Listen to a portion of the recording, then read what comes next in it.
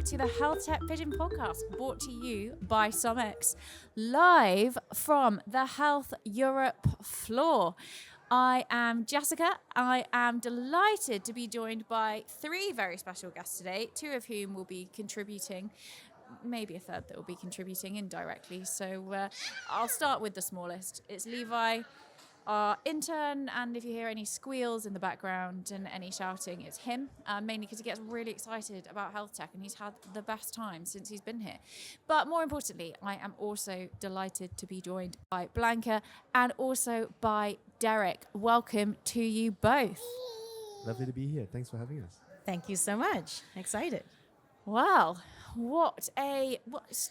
let's call it 2.5 days. So we are recording on Wednesday. It feels like we've been here for 2 weeks. I arrived on Sunday. We had day 0 on Monday. I was expecting a very chill day on Monday. It was not chill. It was action-packed and full of really great sessions. And then that was before the main conference even started. And so really, we're only just now at the end of day 2 of conference proper before we head into survival day 3 tomorrow. So, Derrick, Blanca, how have you found it so far? Found it amazing. Lots of friends, lots of familiar faces just saying hi. The panels have been very good. The main stage has been amazing. And really the spaces has been really, really shocking. I mean, shocking in a good way because you don't always see quality like this in a health tech conference. And I guess that's why health is health. How about you, Blanca? Yeah, absolutely. I love these kind of spaces. A lot of thought-provoking sessions and chats with a lot of people. Common faces, really good to catch up with a lot of people. And I agree that the quality of the event is just, a serial conference goer that I am. Seldom do you find conferences where you're not suffering because you're, having really bad food or really bad places or whatever. This is a really, really nice environment. Awesome. I think one of the things they've done a lot of things very well, but one of the things that I really love about this is the way that the space is choreographed for those kind of serendipitous social interactions. And there's plenty of seating, which I find is often not always the case at a conference. So there's always somewhere to sit down, to chill out. And the number of times yesterday I had very few plans, and I had a couple of meetings and a couple of sessions that I wanted to head to. And then, but my day just flew, and it was absolute chaos in the best possible way. And got to the end of the day and I was so glad to just sink into bed, and I had room service with my name on, because there are just so many great conversations and just bumping into people who I haven't seen for ages and meeting new people. And someone described it to me earlier as kind of like there's a huge expat community here from the UK. And they said, well, couldn't we just do this in London? And I said, no, that's the point, isn't it? Because actually, sometimes you need to be in that dedicated space to be able to kind of get beyond those not superficial conversations you have, but sometimes transactional conversations. I don't know about you guys, but I do a lot of my work remotely. And so you often jump onto a video call with a clear agenda and a clear objective, and you get through those things, and then you jump off and you move on to the next thing. But opportunities like this, I think, just create time and space to get beyond the superficial and have those deep conversations that you don't actually ever intend to have, and you can't really plan because you just end up going down rabbit holes in a great way with people that you weren't really expecting to have those conversations with. Exactly. And I think everyone will have their own different kind of health. For people like us, we are here to see people, we're here to make friends, and here to just reconnect with people that we've only known on LinkedIn.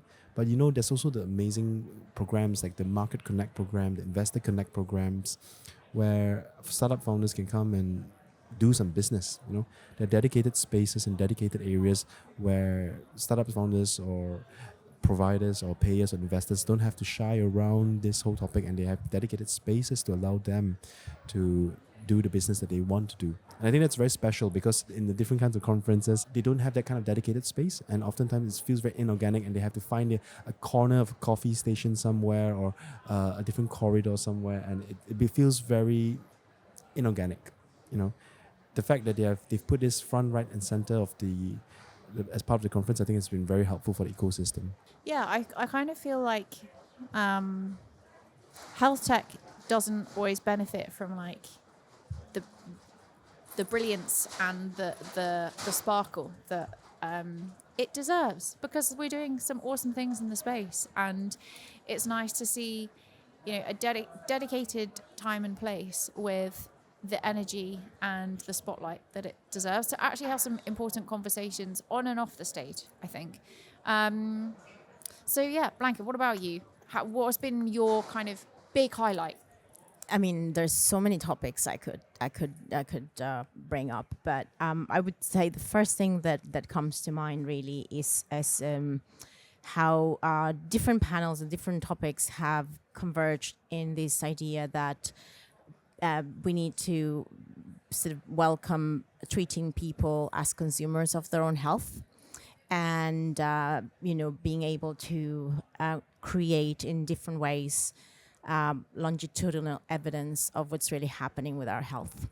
And the fact that we don't have that, and we're regardless of whether you are a pharma company, a biotech company, a developer, a provider, a tech bio company, a sort of whatever, or any kind of startup, you don't feel like you have enough data to really empower a lot of the changes that we need to bring to the market. And obviously this is health tech, so the whole discussion is around how technology is enabling to do that, and obviously the times in which we live, the technology conversation typically goes in one direction, which is artificial intelligence, and that's what everyone talks about. But we kind of tend to forget, and this has been great space to discuss these things. We kind of tend to forget that AI, any AI model is nothing without data, right? We need to feed it. Is a fuel, is a raw material of AI, and so realizing that we've got a lot to affect and a lot to change and to generate the data that we need for all those models that we can now build thanks to the technological advancement that we're going through. But the data to feed these prevention health models, these precision medicine models, these epigenetic models, these longevity and longevity medicine models, etc.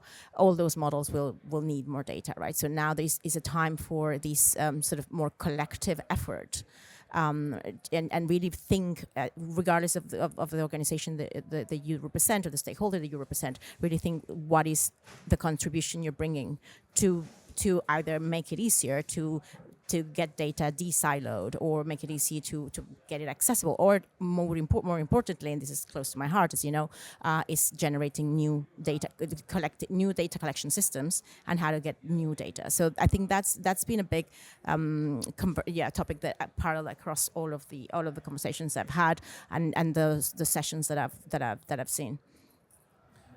And I think it's quite interesting to see that the two main stage talks that were really the highlight and the talk of the town, shall we say, is from the Aura Ring and also from Neko Health.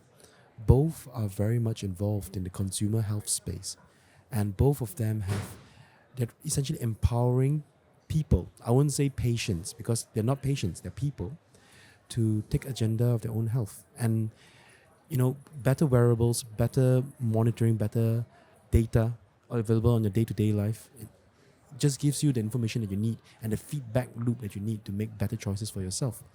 And even the Neko Health offering is quite interesting because it's a bit of a premium, a bit of a long waiting list kind of thing. And yes, there is conversations about inequity, widening the inequity gap, where the only rich people can afford Neko to improve their health. But actually, I think it's very important to remember that they're still serving people who really want to improve their health, and these people are people as well.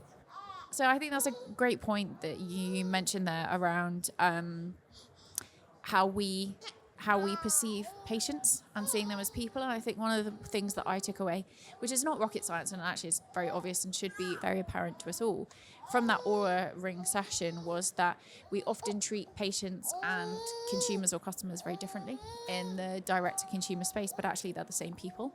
And actually, so why are we doing that? And I think that it was just a bit of a light bulb moment for me, and I've worked in this space for long enough that it shouldn't have been. I'm embarrassed to say that it was such a light bulb moment, but ultimately you're right, it is about people. And I think, it sounds like I didn't manage to get to the Neko Health session, which, as we record this, actually wasn't that long ago, and already there is quite a buzz around the conversation that happened on stage, and it sounds like a really important debate, I think, that was had in a public forum. So you mentioned, both of you there, about potentially widening the inequity gap, and is this just for people who have disposable income and all of that kind of thing. But Blanca, you sat in on that session, so I'm keen to kind of get the TLDR from you on what was talked about. I know that the great Hassan Chowdhury led a fiery conversation to really kind of tease out where Neko Health are at and what their intentions are. So why don't you give us a flavour of the discussion on the stage? Yeah, no, it was fascinating. I mean, first of all, I really have a lot of respect for Neko's mission, which is trying to get medicine and healthcare to be more proactive rather than reactive. And I think, as we were saying before, everyone would agree, back to your point, Jessica, that all of us are the consumers and patients at the same time, and in this case we're also the founders and the innovators and the heads of these organizations. So all of us can wear the hat of a person that would prefer to be, let's say, diagnosed with. If you're going to be diagnosed with cancer, you would prefer to be diagnosed at stage 0 when something can still be done, rather than be diagnosed as stage 4 metastatic when it's almost nothing can be done for you. So I think there's a lot of merit in disrupting the space with more preventative medicine approaches, and this is what Neko is trying to do. And they presented their data for the last 2 years, and how they've been going about trying to catch curable or reversible diseases in time. And I think that was just very well and good, and very interestingly, the business model is very integrative. So they're fully integrated system, not just the software and the hardware that they need, but also their own clinics, their own doctors, etc., which I didn't know. That was interesting. And I guess then the fireside chat when our friend Hassan came in, and when he asked him why, what you were saying, Derrick, why is this direct to consumer? Why didn't you go via the healthcare system to launch this technology? Because clearly everyone would want it, but now you make it very hard for people to get, because if you don't have these $300 that one scan costs, then what are you going to do? Then you're back to your point of equity. You don't have, it's not an equitable proposition. However, I mean, he had very good points to make, talking about we have to. I mean, one quote, and I will literally quote him on this because I really loved the way he said it. He said that people are massively underestimated, as a source of change, meaning consumers are massively underestimated as a source of change, and I think he's right, because when people take matters in their own hands, governments are not able to solve the healthcare crisis. Healthcare systems themselves are doing their best, but they haven't solved it. So then you've got consumers that are really the ones that can start making some changes, and this is regardless of whether their business model goes into a payer-driven setting or not. We were just talking, before the session with Derrick. I mean, there's so many companies that are working on prevention. Neko is obviously a poster child for good reasons, but there's so many companies that are trying to launch prevention solutions in many ways, and I think that also engages and empowers the person directly. to take agency, as we said, of their health. So I think the conversation was very controversial for a good reason, and I think that my conclusion on that is disruption is always feared by some people, right? Disruption is something that elicits a lot of change, and not everyone is comfortable with change. So everyone starts feeling this tectonic shifts, and people want to have different reactions. But I completely agree that we're not going to solve the healthcare problems that we've got, and we're not going to leverage all the technology that we have for health all the health tech that we have, unless we do things differently. And this is a different recipe, which is very welcome. And I think ultimately, it's all about choice. It's just giving our people some choice. Right now, there just isn't many options available. Most of the people in the UK, Sweden, anywhere else in the Europe, it's either they go engage with their healthcare system, or they don't really have much choice on getting good preventative services, blood tests, scans, etc., etc. And I think that's really what NACO's bringing into the field, and the other innovative companies as well. And I guess one of the controversial things I might say in this podcast is I personally don't believe that the traditional healthcare system is actually very well set up to do preventative care. Exactly. It's true. I mean, we're very good at primary care, secondary care, tertiary care, but preventative care is a completely different ball game, where the healthcare system is just not funded or set up to deliver very well, and we're not incentivized for it. Because healthcare systems are only looking for cost savings in the short term. They're looking at interventions, they're looking at survival. But preventative care is a very long-term game. And it's not something that you can easily quantify the benefits and value from a system point of view, but you can certainly quantify that from an individual point of view. Your health, your good health is felt by yourself today, tomorrow, and also by your own family. So that's very valuable to you. And how do we enable people like myself and yourself to really have that choice to do better things for their own health? And that's completely true, and a very interesting topic that is also cut across a lot of the panels and sessions that I've watched is incentives. A lot of people were just making sure, we're pointing out that doctors are not incentivized to do preventative medicine. Simply, they're just not. Healthcare systems are also not set up, as you said, we're also not incentivized for that. Value-based care really doesn't have many incentive systems at all for it.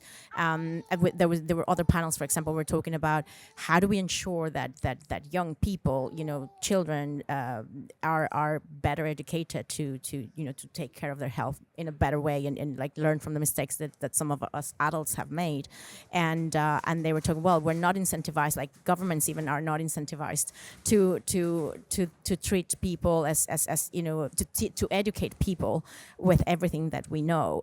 There's a lot that we know that goes wrong with health, and we are not disseminating it to the right audiences, right? I mean, some people could say that all human audiences are the right audiences to teach and to educate on health. There was also on the back of those incentives, the idea that people, in addition, are really confused with so much that's happening in the market, like the left, right, center health tech apps that get launched every day, and the consumer is not educated either to understand, to navigate this huge world of information, health-related information. So how we need to incentivize and educate. I think incentives in the right place for the right use cases, and the education that backs it up as well. Because obviously you can be incentivized, but you don't understand what you're doing, and then it's hard. There's a lot in there. And I think it's interesting you talk about incentives, and it's interesting you talk about how health systems are set up or not set up to support preventative care. And I think I can really sympathise at a system level that ultimately when you're firefighting, you don't really have time to think about how to fireproof. And I totally get that. And I think I come at that with the experience. Of someone who runs a business, and I know that when I'm firefighting, I don't have time to think about how I'm future-proofing and fireproofing for what is going to come down the line in 6 months or 12 months. But the other thing is as well around incentives, that ultimately this is this wrapped up in politics? Because this might be really cynical. However, governments are only in seat for a finite period of time. And as you rightly pointed out, Derrick, the ROI on the investment for preventative care plays out in the really long term. And so when you think about it in terms of political cycles, the payback isn't going to come within a single, even, if you have a government in seat for more than one political cycle, it's unlikely that we have someone, thank you, it's unlikely we have a party in for 3 consecutive sessions. They're not going to be in seat for long enough to recognise the impact of that. And I always think, what is the incentive for a political party over and above like morals and ethics and, much bigger questions on where that sits in governments, but like common sense. What is the incentive then for them to do something which ultimately a future government, which potentially is another political party, to be able to take credit for that? And so I think it's an even bigger question than a health system question. I think it's a policy question and a political question. And does it rely too much on, or is it reliant on people doing the right thing for the right reasons? Yeah, I mean, we're getting philosophical, but I completely agree with you that if you start tracing it back, right, to where all these lack of incentives in the right place come from. Yes, you wanna put on the stage the government. You want to put on the stage just in general. I mean, yes, the government and any other system.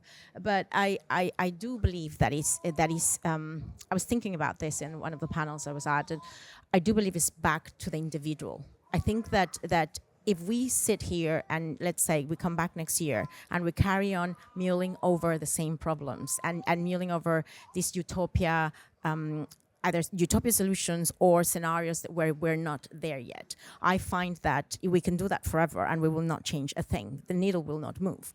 I just feel that there are things, it's back to what can we control? There are things we cannot control. I agree with you, but we cannot control, we cannot suddenly say, oh, we need a new government, we need a new incentives scheme, which we do, but it's not something that we can do. So I think it really goes back to the individual. And I think there are some collective, I would say, commonalities of what's driving us. And if we just want to get kudos at the end of a term, right? Because you're going to be in a term for a certain period of time, and that's it. And then you just want to attach it to your own, let's say, personal gain or credentials or whatever.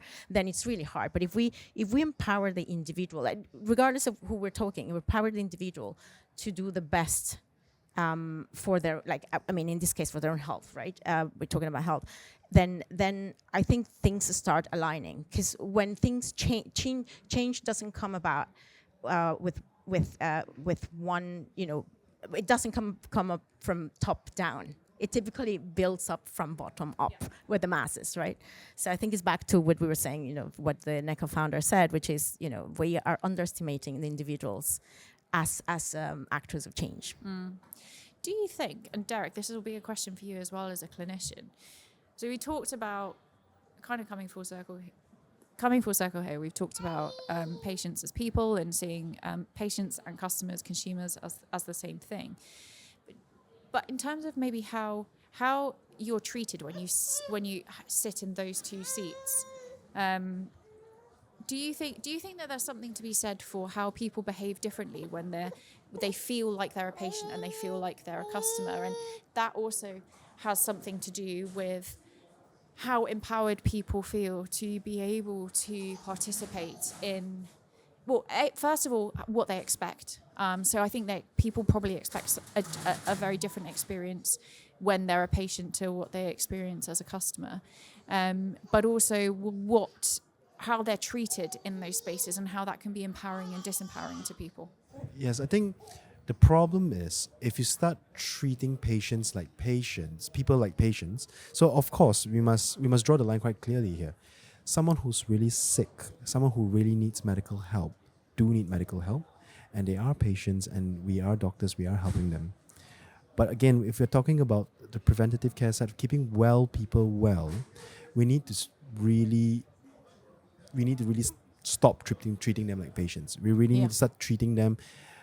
And there's a key philosophical change that needs to happen, because when you start to think of people as patients, then all you start to think about is, oh, what pill should I give to you? What interventions, short-term interventions I can do to you? What can I do to you as a clinician to my patients?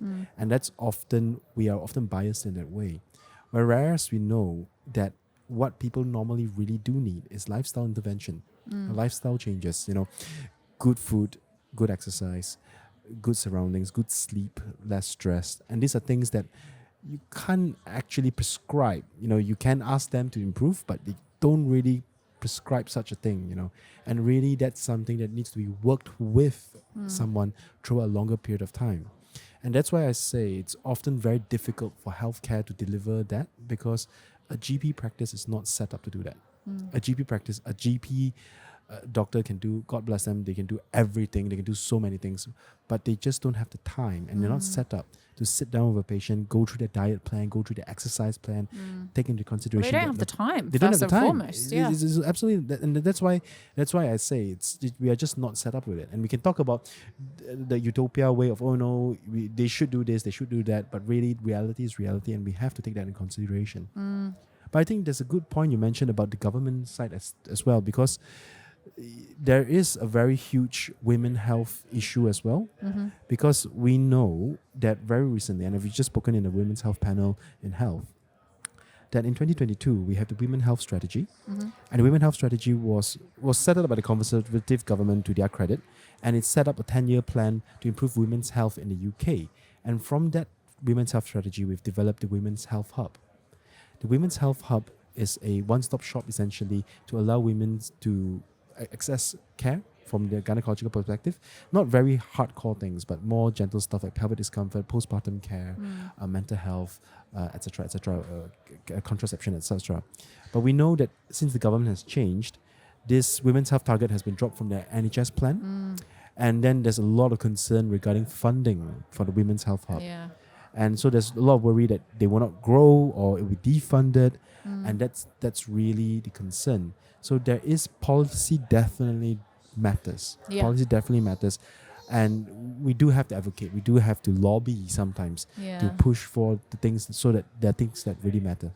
Yeah, definitely. I think that is a really good point, that actually we talk about incentives, and I guess sometimes it's trying to figure out what the difference is, or no, what's going to work best, not what the difference is, but what's going to work best. Is it the carrot or the stick?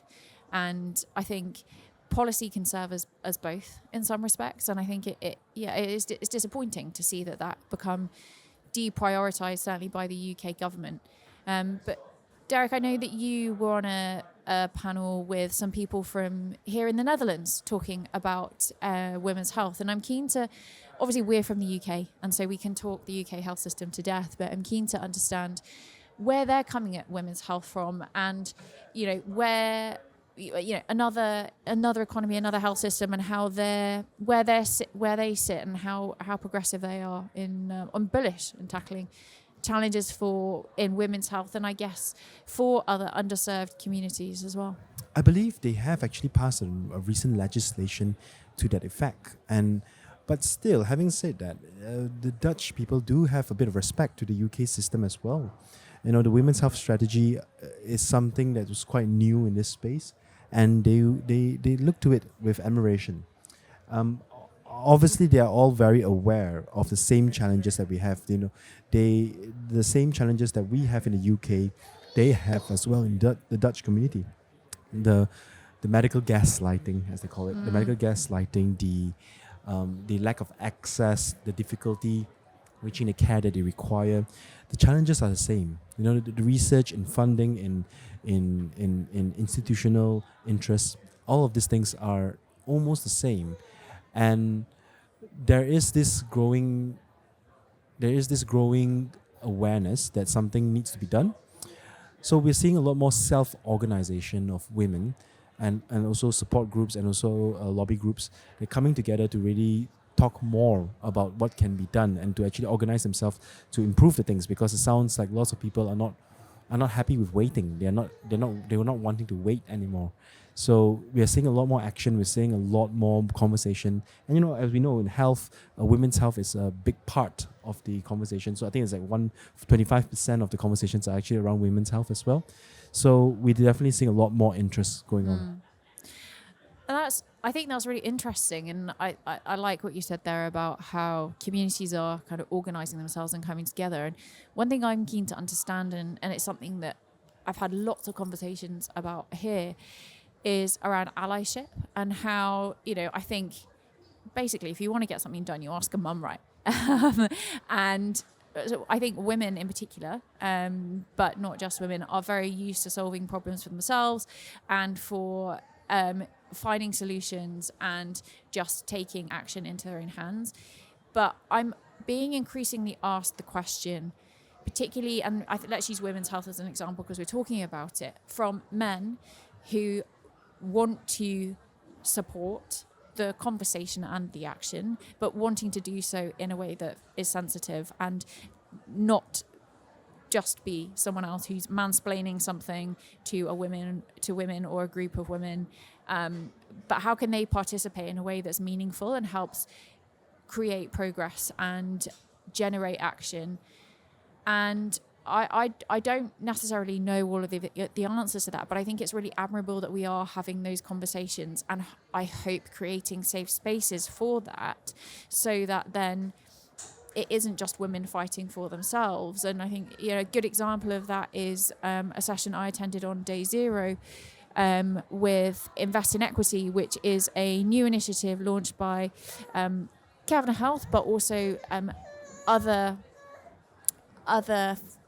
leaders in the space around creating opportunities for women in VC, so that the intention is that there's a trickle-down effect, and we see that more women in tech-writing positions, more funding going to female-founded companies and female-led companies, and also seeing more funding in the women's health space. And I think we've all heard the statistics, and I think we've talked them to death. It's kind of boring hearing them rolled out over and over again at this point. And I think I've heard people be talking about that very, very recently, but I'm keen to understand, how do we create space for allies to come and do some of the work alongside us, rather than jumping in for us and speaking for us.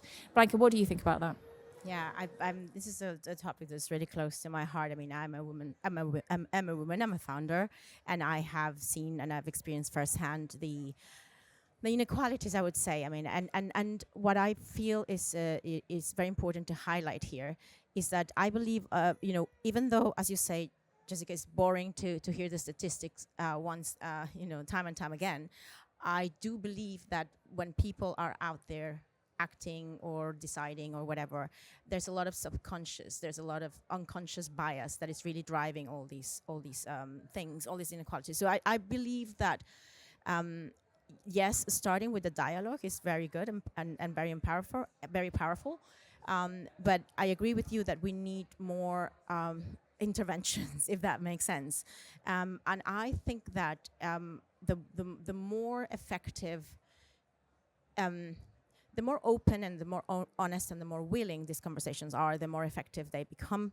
I also believe that even though women's health and women as an underrepresented stakeholder of many things is an issue, I think there's a lot of other stigmas out there as well that we haven't uncovered. For some reason, in the last few years, women health has become women in general have become a sort of big focus.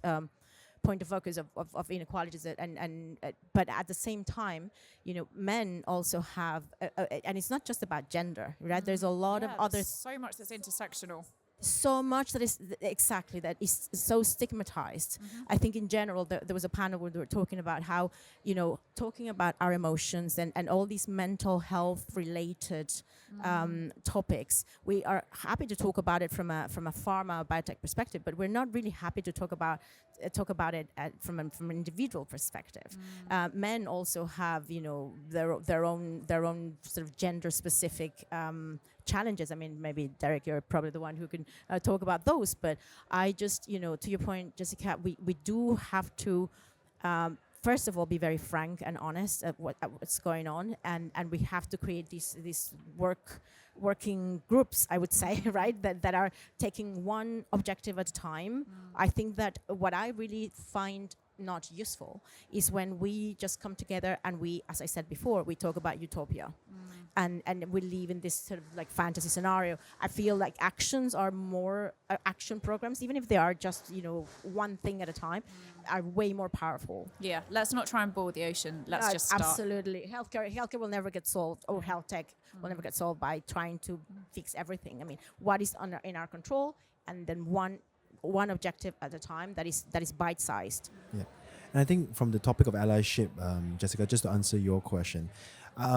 Just as a personal experience, I was almost afraid when I was invited to speak in a panel, and I knew that there were some very prominent women figures in the Dutch ecosystem that were speaking in the panel, and I was like, Bianca, I'm a guy, I'm not from the Dutch ecosystem, and I'm not a women's health expert. Are you sure you really want me to be on the stage? And Bianca was very graceful about it, and she said we really do want to have an ally to come onto the stage and to really represent this conversation, because they are also aware they don't want a women's only panel, and they want to show what an allyship can look like. And I was very deeply encouraged by my panelists. They have all been very supportive, and they all been very educating. They point me to the right resources. They've been very gentle in their guidance through the way. And I think, how do we have more allyship in this space? And it's a good question I've really been thinking a lot about over this past few days. I think sometimes, as you say, like Blanca have just said, action speaks louder than words. And we just need people to show up, men to show up, and just do it. We need to stop talking about allyship and start doing allyship, And that's this past few days, even being in health, has really inspired me to write a lot more and to spotlight some of the issues that we are seeing, and hopefully that will stimulate more discussions among men.